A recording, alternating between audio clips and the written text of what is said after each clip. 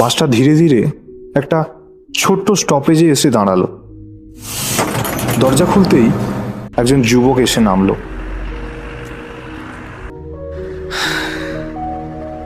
আজও যদি তুমি থাকতে বাবা।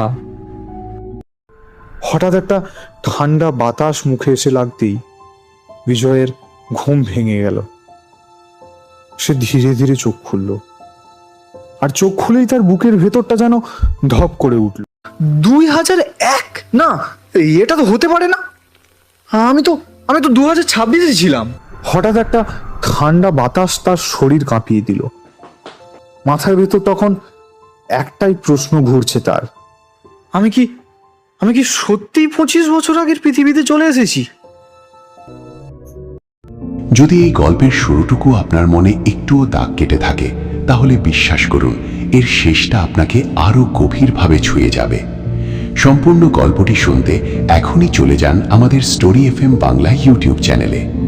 আর যদি গল্পটি আপনার ভালো লাগে তাহলে অবশ্যই আমাদের চ্যানেলটি সাবস্ক্রাইব করবেন, ভিডিওটিতে একটি লাইক দেবেন এবং আপনার বন্ধুদের সঙ্গে শেয়ার করবেন। আপনার একটি শেয়ার হয়তো আরেকজন গল্পপ্রেমীর কাছে পৌঁছে দেবে এই অসাধারণ গল্পটি।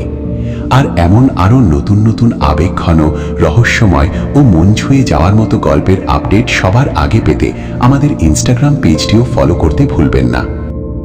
গল্পের অনুভূতি যেন কখনো থেমে না যায়। স্টোরি এফএম বাংলা, যেখানে প্রতিটি গল্প শুধু শোনা নয়, অনুভব করা যায়।